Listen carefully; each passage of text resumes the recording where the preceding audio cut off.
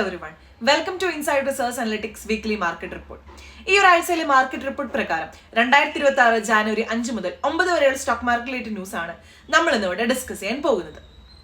ഈ ഒരാഴ്ച ഇന്ത്യൻ ഓഹരി വിപണി തികച്ചും നെഗറ്റീവായ ഒരു ഘട്ടത്തിലൂടെയാണ് കടന്നുപോയത്.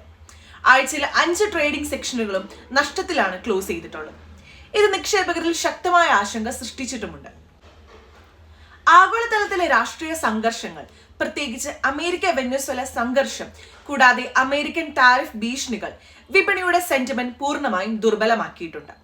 ഇതിനോടൊപ്പം തന്നെ FIIs തുടർച്ചയായ വിൽപ്പന നടത്തിയിട്ടും വിപണിക്ക് വലിയ സമ്മർദ്ദമായി മാറിയിട്ടുണ്ട്.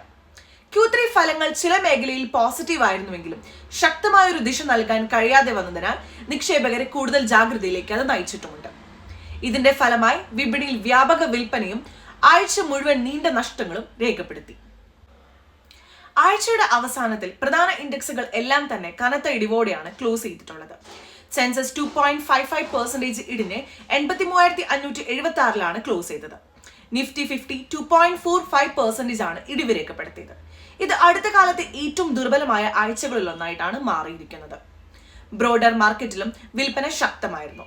മിഡ് ക്യാപ് ഇൻഡെക്സ് 2.59% ഇടിഞ്ഞപ്പോൾ സ്മോൾ ക്യാപ് ഇൻഡെക്സ് 3.86% വരെ താഴ്ന്നിരുന്നു.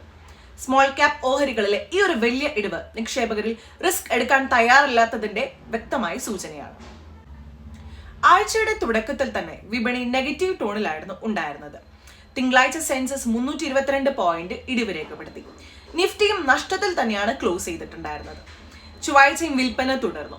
2 ദിവസത്തിനുള്ളിൽ സെൻസസ് ഏകദേശം 0.8% ആണ് ഇടിവ് രേഖപ്പെടുത്തിയിട്ടുള്ളത്. ബുധനാഴ്ച ചെറിയ നഷ്ടമെന്ന് തോന്നലുണ്ടെങ്കിലും വിപണി 3-ാം ദിവസം റെഡിൽ തന്നെയായിരുന്നു.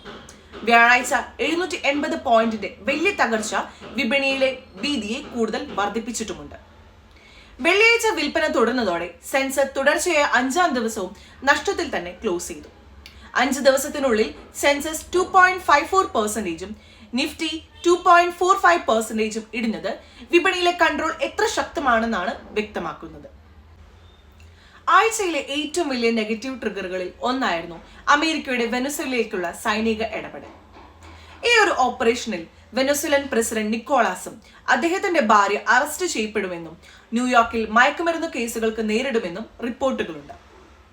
അമേരിക്കൻ പ്രസിഡന്റ് ഡൊണാൾഡ് ട്രംപ് വെനസ്വേലയെ താൽക്കാലികമായി അമേരിക്കൻ നിയന്ത്രണത്തിൽ കൊണ്ടുവരുമെന്ന് പ്രഖ്യാപിച്ചതും കൂടുതൽ സൈനിക നടപടികൾക്ക് സാധ്യതയുണ്ടെന്ന് പറഞ്ഞതും ആഗോള വിപണിയിൽ വലിയ ആശങ്കയാണ് സൃഷ്ടിക്കുന്നത്. ഇത് കൂടാതെ തന്നെ കൊളംബിയോ, മെക്സിക്കോ, ഗ്രീൻലാൻഡ് തുടങ്ങിയ രാജ്യങ്ങളുമായി ബന്ധപ്പെട്ട ഭീഷണികളും ഗ്ലോബൽ റിസ്ക് സെന്റിമെന്റ് തകർത്തു. ഈ ഒരു ജിയോ പൊളിറ്റിക്കൽ അനിശ്ചിതത്വങ്ങൾ ഇന്ത്യൻ വിപണിയിലേക്കും നേരിട്ട് ബാധിക്കുന്നുണ്ട്. ആഭ്യന്തര സാമ്പത്തിക ഡേറ്റകൾ ചില ആശ്വാസ സൂചനകൾ നൽകിയെങ്കിലും വിപണിയെ പിന്തുണയ്ക്കാൻ അത് മതിയായിരുന്നില്ല. ഇന്ത്യയുടെ ഫോറക്സ് റിസർവ്സ് 696.61 ബില്യൺ ഡോളറായി ഉയർന്നതും ഗോൾഡ് റിസർവ്സ് $113 ബില്യൺ കടന്നതും രാജ്യത്തിന്റെ സാമ്പത്തിക സ്ഥിരത വ്യക്തമാക്കുന്നു. എന്നാൽ സർവീസ് PMI 58 താഴ്ന്നത് വളർച്ച തുടരുന്നുവെങ്കിലും അതിന്റെ വേഗം കുറയുന്നതായിട്ടാണ് ഇൻഡിക്കേറ്റ് ചെയ്യുന്നത്. ആഗോളതലത്തിൽ യൂറോസോണിലെ ഇൻഫ്ലേഷൻ 2% ആയി ECB ടാർഗറ്റിലേക്ക് അടുക്കുന്നതും ചൈനയിലെ ഇൻഫ്ലേഷൻ ഡേറ്റയും മിക്സ്ഡ് സിഗ്നലുമാണ് നൽകുന്നത്. മൊത്തത്തിൽ ആഗോള വിപണിയിലെ അനിശ്ചിതത്വങ്ങളും രാഷ്ട്രീയ സംഘർഷങ്ങളും തുടരുമെന്നുള്ള സൂചനയാണ് ഇപ്പോൾ വിപണികൾ നൽകുന്നത്. എല്ലാവർക്കും നല്ലൊരു ഇൻവെസ്റ്റിംഗ് വീക്ക് നേരുന്നു. Thank you for watching.